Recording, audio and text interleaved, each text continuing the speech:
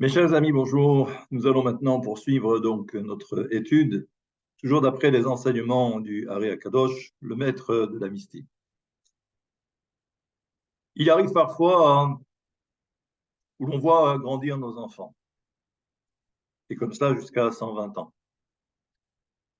Ce que fait remarquer ici le Hari Akadosh, c'est que les enfants, parfois, dans leur prime enfance, et comme ça jusqu'à un certain âge, restent dans le giron de la communauté. Quand je dis dans le giron de la communauté, cela signifie qu'ils respectent les mitzvot, autrement dit la volonté divine.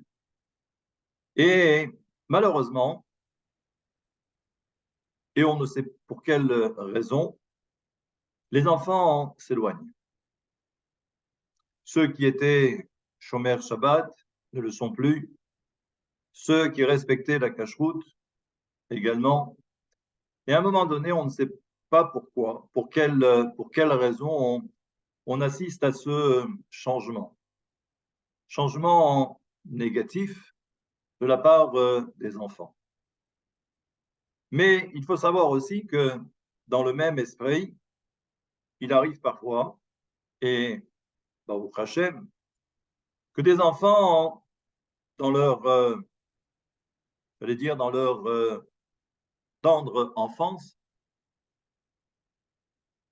ont eu un comportement qui était assez éloigné. C'est l'inverse de ce que nous venons de dire précédemment. Des enfants qui n'avaient cure concernant l'étude de la Torah ou les mitzvot. Et voilà que, on ne sait pour quelle raison, voilà que ces enfants qui ont grandi, eh bien, deviennent religieux. C'est vrai que c'est assez surprenant, on pourrait dire que certainement, peut-être, ce sont aussi les fréquentations. Mais lorsqu'on est enfant, et comme ça jusqu'à l'âge de l'adolescence, c'est vrai que au niveau des fréquentations, on ne peut pas non plus croire, j'allais dire, de façon aussi claire que c'est la raison initiale. Et alors, c'est pourquoi le Hari Akadosh nous fait remarquer qu'en fait,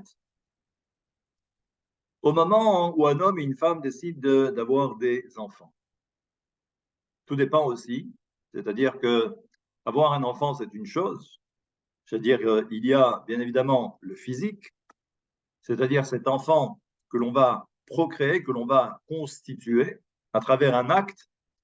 Mais là aussi, ce qu'il faut comprendre, ce n'est pas tant le physique qui est important, mais c'est également l'âme que l'on va accorder à cet enfant.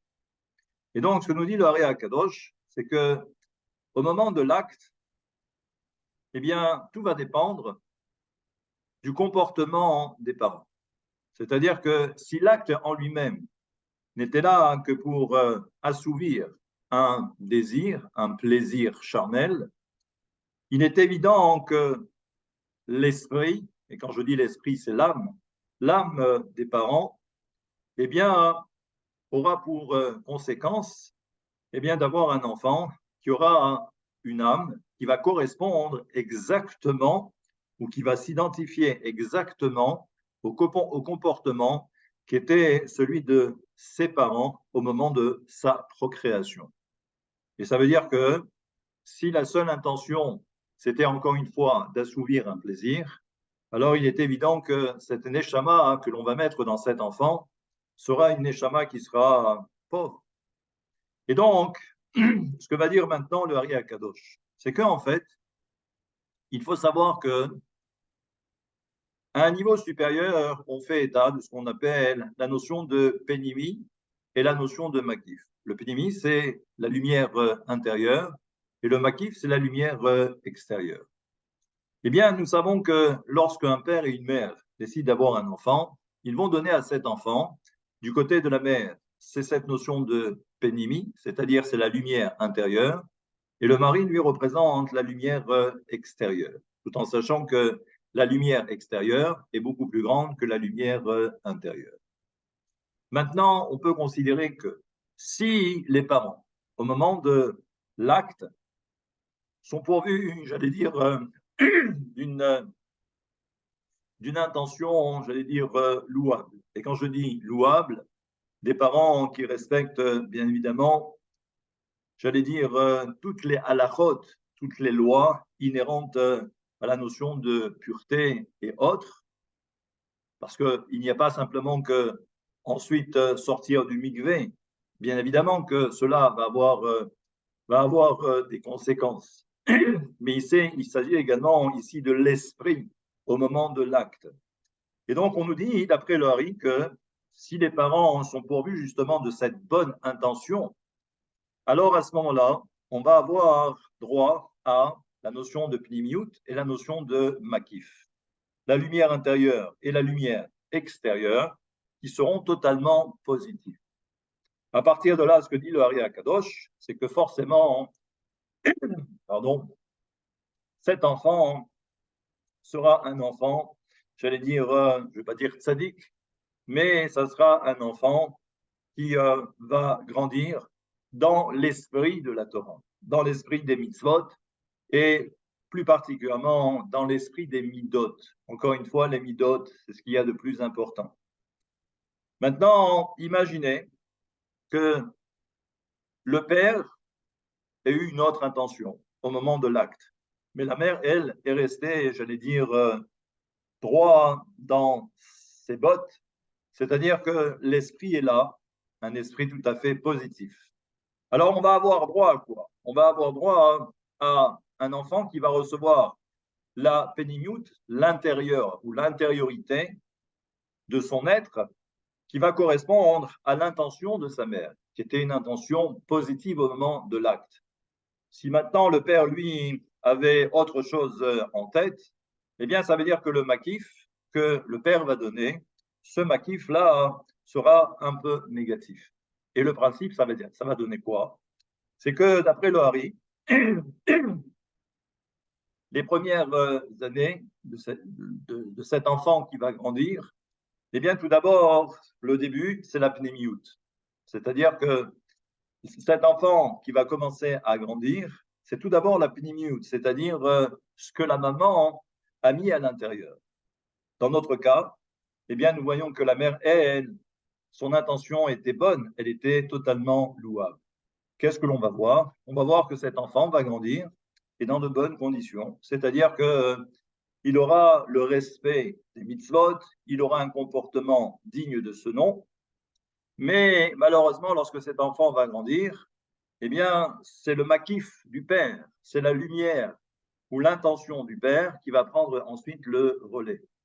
Comme l'intention n'était pas bonne, eh bien, malheureusement, c'est pour cette raison que cet enfant ensuite risque de tourner ou de dévier.